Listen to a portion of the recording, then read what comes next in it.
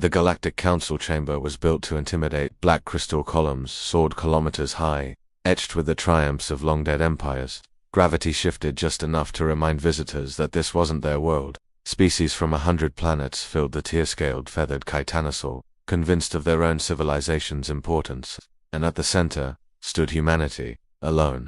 Ambassador Mara Klein adjusted her simple jacket, ignoring the whispers.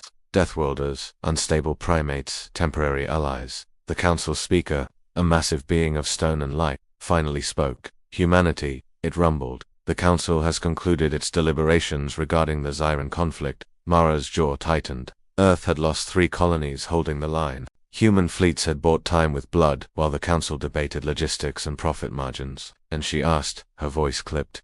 The speaker's voice was like an avalanche. The council has decided to withdraw support from Earth. Your forces will be reassigned. Zyran space will be conceded. The chamber buzzed with murmurs. Mara felt something go cold and still inside her. You're abandoning 37 billion civilians, she said, her voice dangerously calm. After we held your borders. The probability models are clear, the speaker replied. Human extinction is an acceptable loss to preserve galactic stability. There it was, no more pretense. Mara looked around the chamber, at all the smug alien faces. You called us reckless, you mocked our short history, but you were happy to let humans die for you. Silence. Then, almost as an afterthought, the speaker added, Earth will surrender its council protections effective immediately. Betrayed, officially. Mara nodded once. Understood. She turned and walked out. No threats, no grand speeches. That should have worried them far, far more. 3 weeks later, the Zyrans invaded the Sol system. The council watched from a safe distance. Confident. Earth had no allies, no trade lanes, no reinforcements. Just one system, one species. The Zyrans expected a desperate, bloody defense. They did not expect Earth to go dark. Every human signal vanished. Satellites powered down. Beacons went silent. Even the chaotic noise of civilian networks disappeared. The council's analysts were confused. Have they surrendered? One asked. No, another replied slowly. Humans don't do quiet like this. Then the stars moved. From the outer Oort cloud, objects began to accelerate.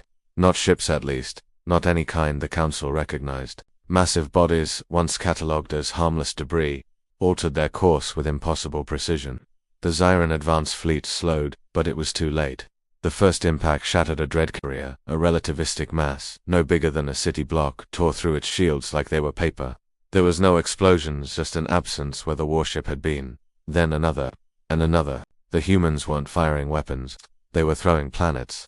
Or rather, asteroids, moons, and dead megastructures.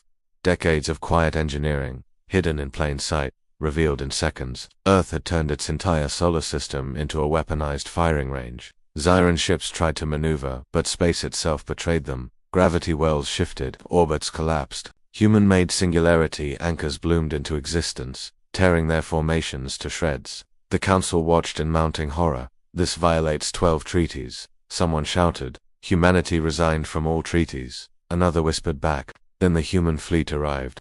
They didn't emerge from hyperspace with elegance or ceremony. They burned into real space, drives screaming, hulls scarred and brutally functional. Every ship was different, a testament to pure survival, not design doctrine. A human voice cut across every channel comm, steady and unmistakably tired.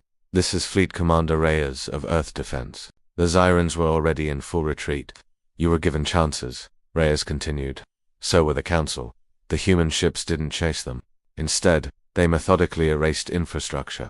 Shipyards, supply depots, command centers. Every strategic node the Council had allowed the Zyrans to build, untouched for political convenience, vanished in a series of precise, spiteful strikes. Within 48 hours, the Zyran war machine ceased to exist. Not defeated, disassembled. An emergency session of the Council was called in a panic. Human vessels now orbited neutral systems, never threatening, never leaving. Just present. Ambassador Klein appeared via hologram, her face unreadable. You broke galactic law, the speaker said weakly. Mara smiled. You taught us how. The speaker hesitated. Earth has demonstrated unexpected capability. Earth demonstrated restraint. Mara corrected him. We could have done this years ago, but we believed in cooperation. She leaned forward, her image dominating the chamber. You betrayed us because you thought we were weak.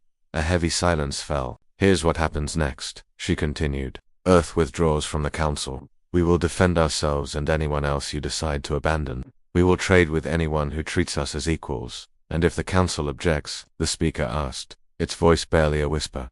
Mara's smile didn't reach her eyes. Then you'll finally see what Earth can do when it stops holding back. The transmission ended. For the first time in its long history, the Galactic Council chamber felt very, very small. Because they hadn't just lost an ally. They had created something far more dangerous. A humanity that no longer needed anyone's permission.